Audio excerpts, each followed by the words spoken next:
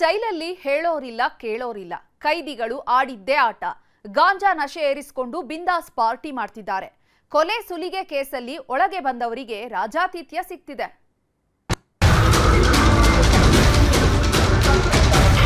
ಖಂಡಿತ ತಪ್ಪಾಗಿದೆ. ನಮ್ಮ ಸಿಬ್ಬಂದಿಗಳಲ್ಲೂ ಕೂಡ ಲೋಪದೋಷಗಳಿದ್ದಾವೆ.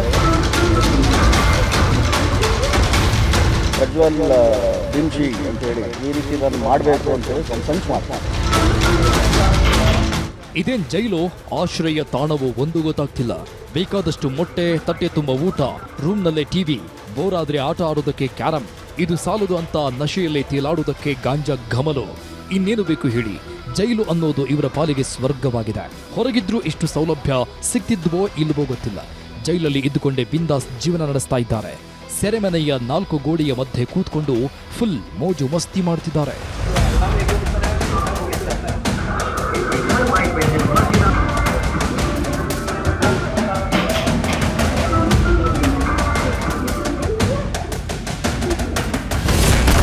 ಜೈಲಲ್ಲಿ ವಿಚಾರಣಾಧೀನ ಕೈದಿಗಳ ಬಿಂದಾಸ್ ಲೈಫ್.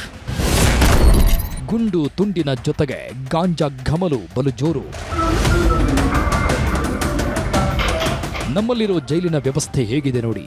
ಕಾಸು ಕೊಟ್ರೆ ಸಾಕು ಅಂದ್ಕೊಂಡಿದ್ದು ಜೈಲಿಗೆ ಬಂದ್ಬೀಳ್ತಿದೆ. ಸೆರೆಮನೆಯೊಳಗೆ ಕೂತ್ಕೊಂಡವರೇ ಬಿಂದಾಸ್ ಲೈಫ್ ಲೀಡ್ ಮಾಡ್ತವ್ರೆ.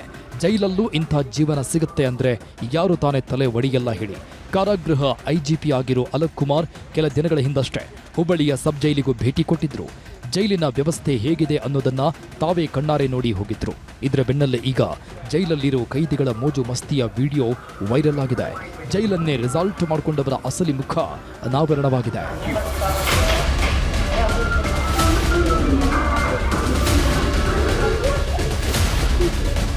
ಇವರೆಲ್ಲ ಏನೋ ಮಹತ್ ಕಾರ್ಯ ಮಾಡಿ ಬಂದವರಲ್ಲ. ಕೊಲೆ ಸುಲಿಗೆ ಕೇಸ್ನಲ್ಲಿ ಲಾಕ್ ಆದವರು. ಗುಂಡು ತುಂಡಿನ ಪಾರ್ಟಿ ಮಾಡೋದ್ರ ಜೊತೆಗೆ ಜೈಲಲ್ಲೇ ಗಾಂಜಾ ನಶೆ ಏರಿಸಿಕೊಳ್ತಾ ಇದ್ದಾರೆ. ಯಾವಾಗ ಇದು ದೊಡ್ಡ ಸುದ್ದಿ ಆಯಿತೋ, ಕಾರಾಗೃಹ ಇಲಾಖೆಯ ಬೆಳಗಾವಿ ವಿಭಾಗದ ಡಿಐಜಿ ಟಿಪಿ ಶೇಷ ಹುಬ್ಬಳ್ಳಿ ಸಬ್ ಜೈಲಿಗೆ ಎಂಟ್ರಿ ಕೊಟ್ಟಿದ್ರು. 3 ಗಂಟೆಗೂ ಹೆಚ್ಚು ಕಾಲ ಜೈಲಿನ ವಿವಿಧ ವಿಭಾಗಗಳ ಪರಿಶೀಲನೆ ನಡೆಸಿದ್ದಾರೆ. 10 ಮಂದಿ ವಿಚಾರಣಾಧೀನ ಕೈದಿಗಳ ವಿರುದ್ಧ ಹೊಸ ಪ್ರಕರಣ ದಾಖಲಾಗಿದ್ದು, ತಪ್ಪಿತಸ್ಥ ಸಿಬ್ಬಂದಿ ವಿರುದ್ಧವೂ ಕ್ರಮ ಕೈಗೊಳ್ಳುವುದಾಗಿ ಮಾಹಿತಿ ನೀಡಿದ್ರು. ಖಂಡಿತ ತಪ್ಪಾಗಿದೆ. ನಮ್ಮ ಸಿಬ್ಬಂದಿಗಳದ್ದು ಕೂಡ ಲೋಪದೋಷಗಳಿದ್ದಾವೆ. ಅವ್ರ ಮೇಲೂ ಕೂಡ ಕ್ರಮ ತಗೊಳ್ತಾ ಇದ್ದೀವಿ. ಆ ಬಂದಿಗಳು ಏನು ಮಾಡಿದ್ದಾರೆ ಅವ್ರ ಮೇಲೂ ಕೂಡ ಕ್ರಮ ಈಗಾಗಲೇ ತಗೊಂಡಿದ್ದೀವಿ. FIR ದರ್ಜಾಗಿದೆ. NDPS ಕೇಸನ್ನು ಕೂಡ ಮಾಡಿದ್ದೀವಿ. ನಮ್ಮ ಪ್ರಿಸನ್ ಆ್ಯಕ್ಟಲ್ಲಿ ಏನು ಪ್ರಾವಿಷನ್ ಇದೆ ಆದರೂ ಕೂಡ ನಾವು ಕೇಸ್ ಮಾಡಿದ್ದೀವಿ. 10 ಜನದ ಮೇಲೆ. ವೈರಲ್ ಆಗಿರೋ ಈ ವಿಡಿಯೋ 2025ರ ಡಿಸೆಂಬರ್ನದ್ದು ಎನ್ನಲಾಗ್ತಿದೆ. ಕೊಲೆ ಕೇಸ್ನಲ್ಲಿ ತಲೆಮರೆಸಿಕೊಂಡಿರೋ ಪ್ರಜ್ವಲ್ ಅನ್ನೋ ಆರೋಪಿಗೆ ಈ ವಿಡಿಯೋ ವೈರಲ್ ಮಾಡಿದಾನಂತೆ. ಹೀಗಾಗಿ ವಿಡಿಯೋದ ಮೂಲಕವೂ ಪೊಲೀಸರು ಕೈ ಹಾಕಿದ್ದಾರೆ. ಪ್ರಜ್ವಲ್ ಬಿಂಶಿ ಅಂತ ಹೇಳಿ 24 ಅವನು ಏನು ಸಿಬ್ಬಂದಿ ಮೇಲೆ ಗಲಾಟೆ ಮಾಡ್ಕೊಂಡಿದ್ದಾನೆ. ಗಲಾಟೆ ಆದಮೇಲೆ ಅವನು ಈ ರೀತಿ ನಾನು ಮಾಡಬೇಕು ಅಂತೇಳಿ ಒಂದು ಸಂಚು ಮಾಡ್ಕೊಂಡಿದ್ದಾನೆ. ಪ್ರಜ್ವಲ್